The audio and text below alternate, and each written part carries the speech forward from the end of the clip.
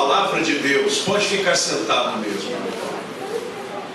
Tu, porém, segue o teu caminho até ao fim, pois descansarás, e ao fim dos dias te levantarás para receber a tua herança. Eu vou repetir este versículo. Tu, porém, segue o teu caminho até ao fim, pois descansarás, e ao fim dos dias te levantarás para receber a tua herança. Quem escreveu esse texto, inspirado pelo Espírito Santo, foi o profeta Daniel, que não foi apenas profeta. Ele foi profeta, ele foi político, ele foi um homem de Deus, ele foi um servo do Senhor no meio de um povo ímpio, no meio da Babilônia, e serviu a Deus mesmo no meio de grande impiedade, ao longo não de 1 ano, não de 2 anos, não de 3 anos, mas de décadas, de 10, 20, 30, 40, 50 anos, ao longo de vários impérios, de vários reis que governaram sobre a Babilônia. Daniel conhecia muito bem a Deus. Aliás, o seu pescoço ele colocou a prêmio no dia em que o imperador proibiu todas as pessoas de buscar a presença de Deus na Babilônia, e que só buscassem a presença do próprio imperador, como se o imperador fosse Deus. E as pessoas tinham que orar para o imperador, não para Deus. Daniel, contudo, não fez isto, porque acima da lei dos homens, para Daniel e para todos os cristãos, está a lei de Deus. E na lei de Deus, não é ao imperador que se deve orar, mas a Deus, o nosso Pai, o nosso Criador. E Daniel não titubeou, orava sempre e continuou orando enquanto aquela lei e aquele decreto estavam de pé. Daniel orava 3 vezes ao dia, voltado para Jerusalém, que era a cidade do seu coração, a cidade do templo do Senhor. Hoje, o templo do Senhor somos nós. O corpo nosso, habitado pela nossa alma e também pelo Espírito Santo, que vem morar em nosso coração no dia de nossa conversão, o nosso corpo se torna templo do Espírito Santo. Por isso que nós devemos cuidar bem do nosso corpo, porque ele é templo do Senhor. Ninguém quer ver a casa do Senhor bagunçada. Assim também o Espírito Santo não quer ver o templo dele ofertado a coisas de nenhum valor. E Daniel orou. Daniel foi punido. Meus irmãos conhecem bem a história. Conhecem bem também a cova dos leões, onde este profeta foi lançado. Ainda que o rei não quisesse fazê-lo, porque gostava de Daniel. Daniel era o político mais influente. Entretanto, quando se quer obedecer a Deus, nós ganhamos um monte de inimigos. Só que é melhor ter um monte de inimigos, mas ter Deus como amigo, porque o amigo, Deus, mais chegado que o irmão, é mais poderoso do que qualquer inimigo. Pois nos diz a palavra de Deus: se Deus é por nós, quem será contra nós? E Daniel, dentro daquela cova, cheia de leões, leões famintos, leões que ficaram sem comer muitos dias, e que olhando para Daniel, que era carne fresca, ainda para ser abocanhada, ainda sem ser morta, certamente aqueles leões devem ter salivado muito. Mas Deus, que tem todo o poder no céu e na terra, impediu que aqueles leões comessem Daniel, e Daniel sobreviveu àquela tragédia. E quando ele saiu dali, o rei então colocou os inimigos dele. Não deu tempo nem de chegar até onde estavam os leões, porque os irmãos já foram dar as boas-vindas no corredor. Sejam bem-vindos, refeições ambulantes. E chegaram lá aquelas refeições. Não sei se os leões agradeceram em oração, né? Não sei se os leões, obrigado Senhor por esta janta, ou por esse almoço que está chegando. Mas Deus preservou Daniel. E Daniel envelheceu. Daniel ficou velho.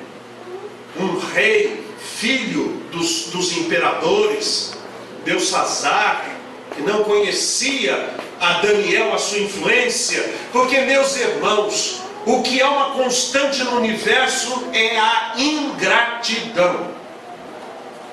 Basta a pessoa ficar velha e nós a jogamos no rol do esquecimento. Nós esquecemos que um dia alguém semeou, que um dia alguém plantou, que um dia alguém cultivou, alguém ensinou, e então nós, de calças curtas, jovens, achamos que somos mais do que os demais. Quando no caso de uma igreja, por exemplo, então começa aquela conversa: agora esta igreja vai viver um novo tempo. Vocês nunca viram o que Deus vai fazer nesta igreja. Agora esta igreja será abençoada. Como se não houvesse passado. Como se não houvesse quem tivesse trabalhado no passado. Honrar os que chegaram primeiro. E dizer: bendito seja Deus por tudo que fizeram. Ali estava um rei que não conhecia a Deus. E Daniel foi enfrentá-lo, porque uma mão apareceu na parede, escreveu palavras que o rei não entendia. E no desfecho da história, os irmãos sabem, Daniel foi lá, interpretou as palavras, e o rei disse: eu vou te dar um monte de presentes. Ele disse: fique com os seus presentes, eu não quero os seus presentes. A sua impiedade é que te matou. Naquela mesma noite aquele rei morreu. E Daniel estava velho. Daniel teve uma visão terrível do futuro. Aliás, Daniel teve uma visão tão poderosa que o próprio Senhor Jesus, no seu sermão profético, cita a visão de Daniel como que dizendo ser ela poderosa. Aliás, Jesus chega a dizer o seguinte: quando o abominável da desolação estiver onde não deve estar, quem lê entenda. Jesus ainda aponta para dizer: leia o que o profeta escreveu, porque a visão foi terrível. Daniel orou para que Deus mostrasse para ele o significado daquilo. Deus mostrou. E agora, o que fazer, Daniel? Já idoso, o que fazer?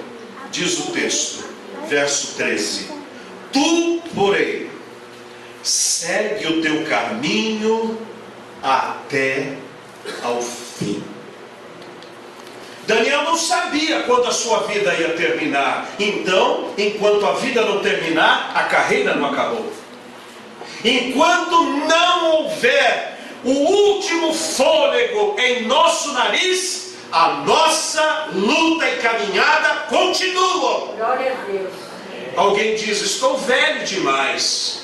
Se Moisés pensasse assim, Deus não teria usado a sua vida aos 80 anos de idade para tirar todo o povo de Israel do Egito.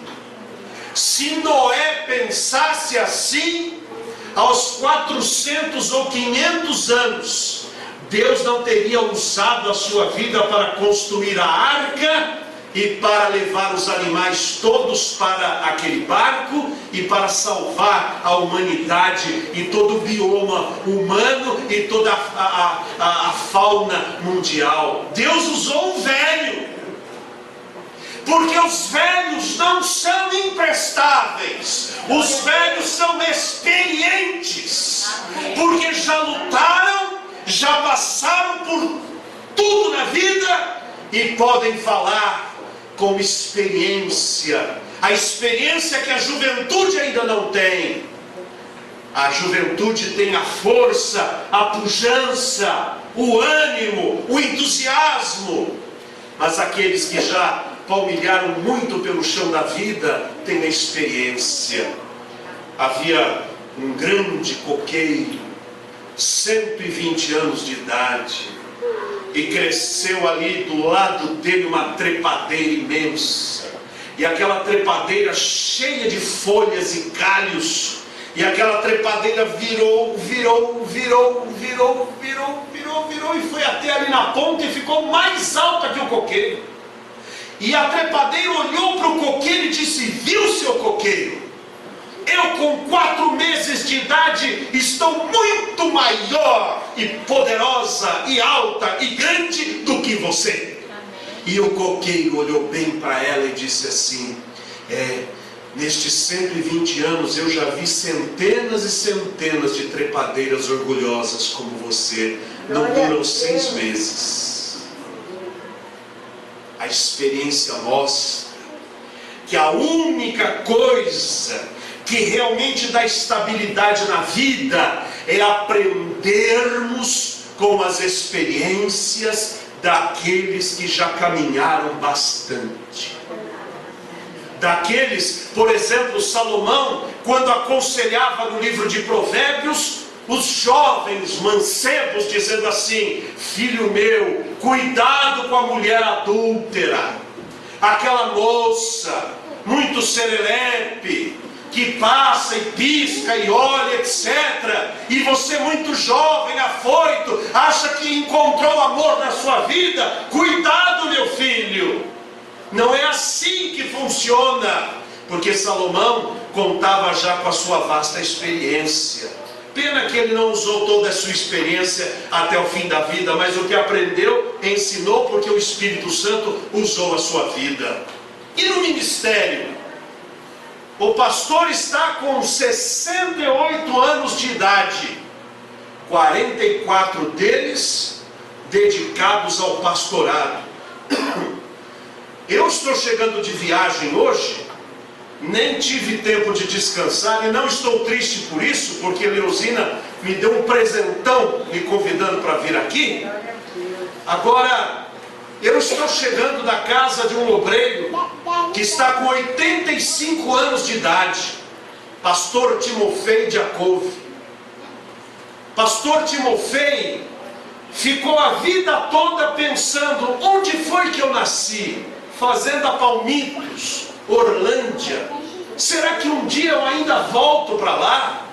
E nós tivemos a alegria de acompanhá-lo até Orlândia, de Cafelândia para Orlândia, e ir até a fazenda onde ele nasceu, e ir até as casinhas onde os seus ancestrais viveram, quando chegaram da Bessarábia, há 85 anos, e ele viu o chão onde ele teve a sua primeira luz. De lá fomos até outra fazenda, em Morro Agudo, onde ele foi criado do primeiro ano até o 5º ano, e ele se lembrava ainda dos locais daquela fazenda. Mas por que estou citando este pastor? Porque ele está completando 54 anos de ministério pastoral.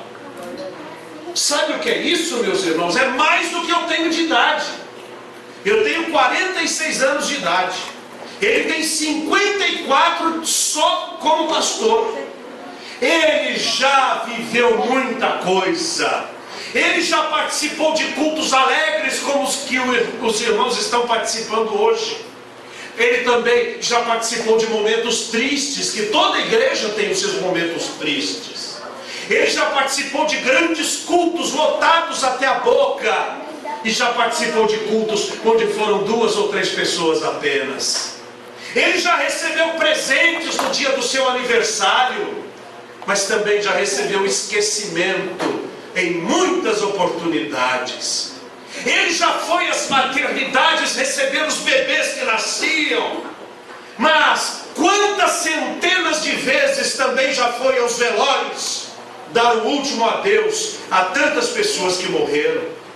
Ele já esteve com aquele caído, levantando e levando aos pés da cruz de Cristo.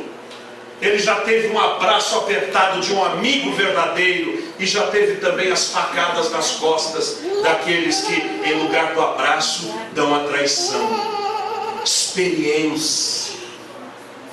Daniel foi recomendado por Deus: tu, porém, segue o teu caminho.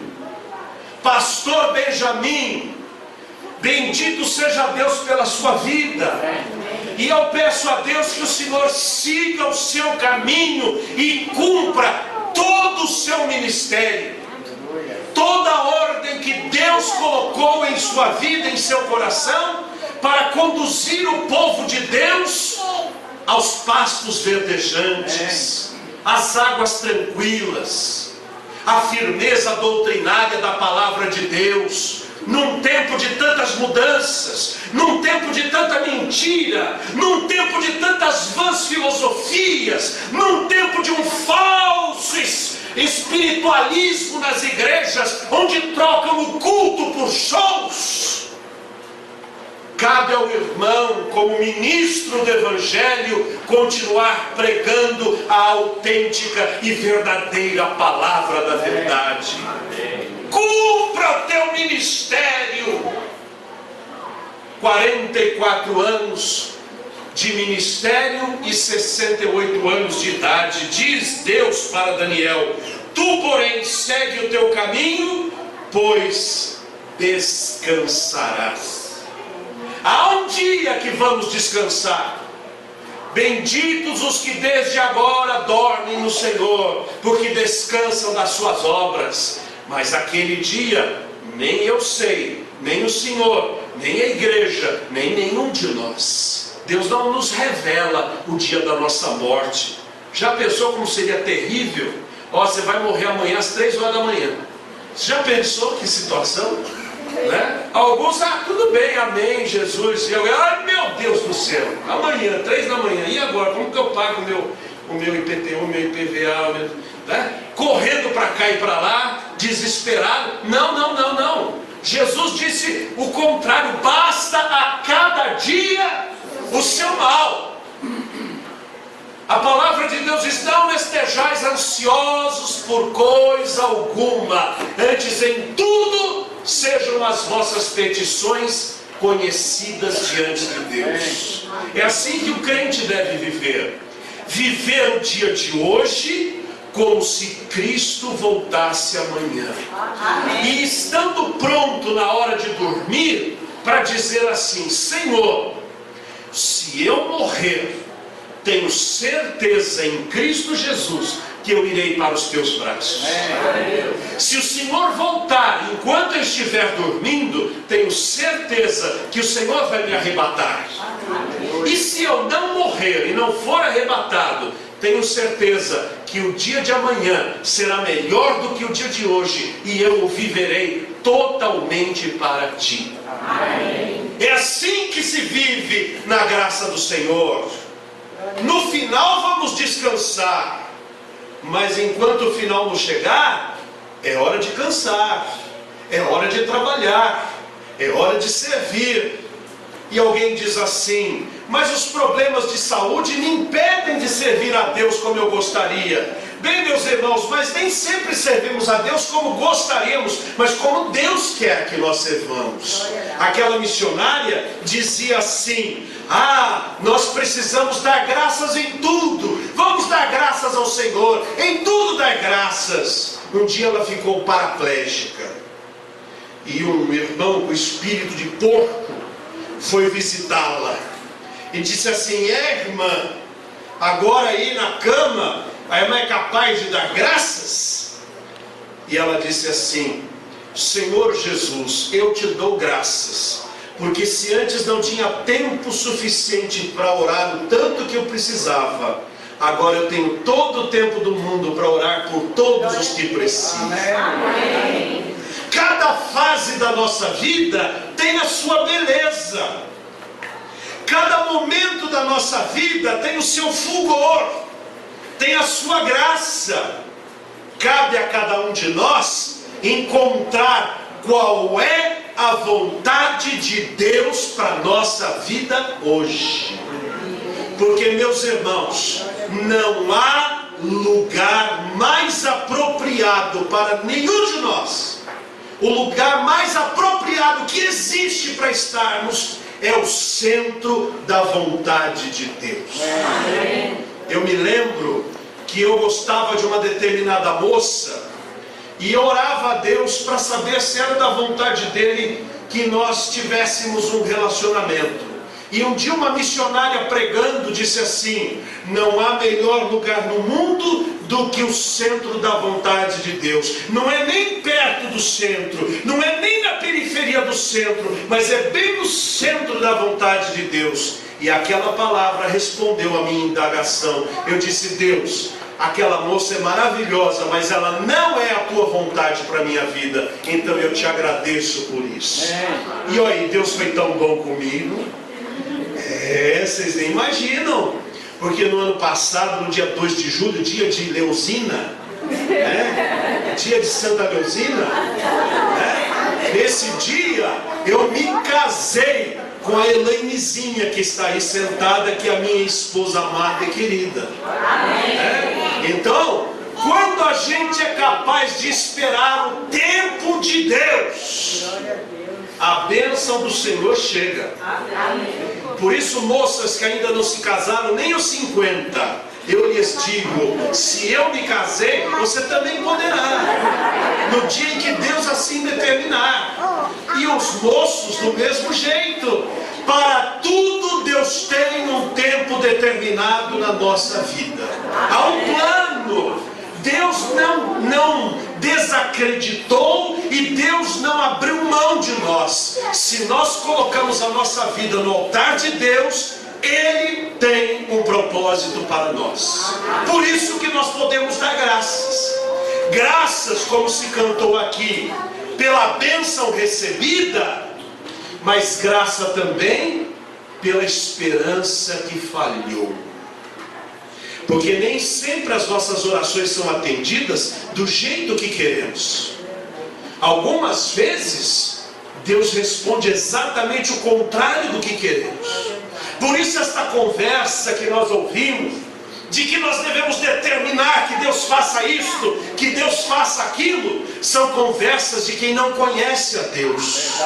Porque o Senhor Jesus, que estava no Jardim das Oliveiras, que estava orando porque iria passar pelo Calvário, chegou a dizer ao Pai: Pai, se possível, afasta de mim este cálice. Se fosse um desses pregadores falsos, ele diria assim: Pai, agora no poder da minha fé, eu determino que eu tenha vitória, que seja afastado agora, eu determino. Foi isso que Jesus disse? Não. Jesus disse assim: Pai, mas não se faça o que eu quero, mas o que tu queres. Amém. A vontade de Deus, conquanto muitas vezes não seja a nossa vontade, ela é sempre melhor para nós. Porque nós só vemos 100 metros na nossa frente, mas Deus vê toda a nossa vida. E às vezes aquilo que nós não recebemos, ou aquilo que Deus tirou de nós, e nós dizemos assim: Senhor, por que tu tirastes isto de mim? Ou por que tu não me destes aquilo que pedi? Deus lá do céu diz: você não entende agora, mas amanhã você vai entender. Por que eu fiz isto? Foi por amor. Foi por amor. Deus nos ama. Deus nos dá a sua graça. Então, a palavra de Deus, pastor Benjamin, diz: segue o teu caminho até ao fim. Se pudéssemos dizer uma frase nisto, diríamos: não desista. E diz: pois descansarás. Há um descanso para os servos do Senhor. Há um descanso para o povo de Deus. Há um descanso para aquele que vive para o Senhor. Um descanso glorioso. Não é um descanso de ócio, no sentido de que vai dormir eternamente. Assim não é descanso. Você nem curte o seu descanso. Dormindo você não vê nada. Descansar é um estado de alegria, e de regozijo, e de prazer, e de satisfação, de quem fez cumprir o seu poder ver e ver o fruto daquilo. Glória a Deus. E diz: ao fim dos dias te levantarás. Há uma ressurreição para o povo de Deus. Amém. O túmulo não é o fim da vida para um crente. A morte não tem poder e domínio sobre a alma de um crente. O homem pode matar, o homem pode roubar, o homem pode destruir, o homem só pode nos levar até o túmulo, mas um dia, daquele túmulo, ao soar a última trombeta, ressuscitaremos. Porque o Senhor Jesus Cristo disse que quem cresce no seu nome teria a vida eterna e a ressurreição de sua alma. Por isso, na ressurreição bendita, todo aquele que crê em Jesus tem parte.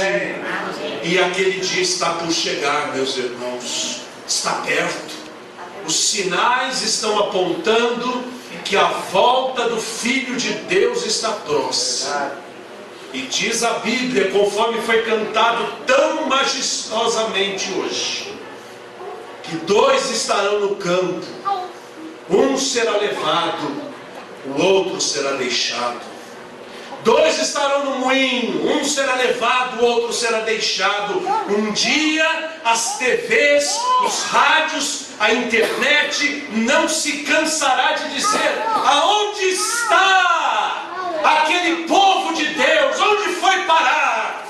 E alguém terá que dizer: Jesus já os levou para o céu. Jesus já os ressuscitou. Jesus já os levantou. E diz, para terminar o texto: no fim dos dias te levantarás para receber a tua herança. Amém. Nós herdamos com Cristo as bênçãos celestiais. Nós herdamos o que Jesus ganhou do seu Pai. Ele repartiu conosco. Disse ele: Pai, eu quero que onde eu estiver, estejam eles também. Amém. Então Jesus disse assim: dou-lhes a vida eterna, nunca hão de perecer, e ninguém os arrebatará das minhas mãos. Amém. E disse Jesus: na casa de meu Pai há muitas moradas, pois eu vou preparar-vos lugar. E quando eu for e vos preparar lugar, voltarei e vos levarei para mim mesmo, para que onde eu estiver, estejais vós também. Povo de Deus, aproveitem este aniversário para honrar o obreiro que Deus colocou aqui, não como um Deus, não como um apóstolo. Não há mais apóstolos. Não como alguém superior, no sentido de querer mais do que os demais. Não, todos aqui somos um em Cristo Jesus. Mas a quem honra, honra. São pessoas que o Senhor Jesus separou para que fossem ensinadores da sua palavra, cuidadores do seu rebanho. Nós não devemos jogar ou levar flores na sepultura dos nossos pastores. Nós devemos demonstrar o nosso amor e a nossa gratidão em vida. É o abraço que se recebe, é o cartão que se fez com tanto amor e carinho, é um bolo, é um presente, é uma visita, é um tempo de qualidade passado próximo, é pintar a parede da casa, é dar uma carona. Diz a Bíblia que os obreiros que bem servem são dignos de dobrados honorários, porque militam na obra do Senhor e muitas vezes servem ao Senhor gemendo, porque nem todas as ovelhas apenas agem como ovelhas, algumas agem diferente e às vezes machucam. Eu não conheço conheço a igreja e nenhum pastor, mas conheço muito bem as igrejas e os pastores. Todos somos iguais. Não deixe chegar o momento em que Deus leve o seu obreiro e diga: puxa, eu nunca disse ao pastor que ele pregava bem. Eu nunca dei ao pastor uma manifestação de amor e de carinho. Eu podia ter feito mais. Não espera chegar esse tempo. Eu estou cansado de ver pessoas aos pés da sepultura ou nos velórios a dizer: ah, se eu dissesse à minha esposa que eu a amava, agora não dá mais, ela morreu. Ah, se eu dissesse ao meu pai que Jesus é o Salvador, agora não dá mais, ele morreu. Ah, se eu pudesse ser melhor para o meu filho que partiu, agora não dá mais, ele morreu. Ah, como eu poderia ser melhor para o meu pastor, agora não dá mais, Jesus o levou ou para outra igreja ou para o céu. O tempo que se chama hoje é o único que está na nossa mão, e nós devemos fazer dele uma bênção, fazer com que neste tempo que se chama hoje a gente semeie ao nosso redor apenas atos de amor e de reconhecimento. Irmãos, o amor volta para nós. Quando a gente dá, a gente recebe.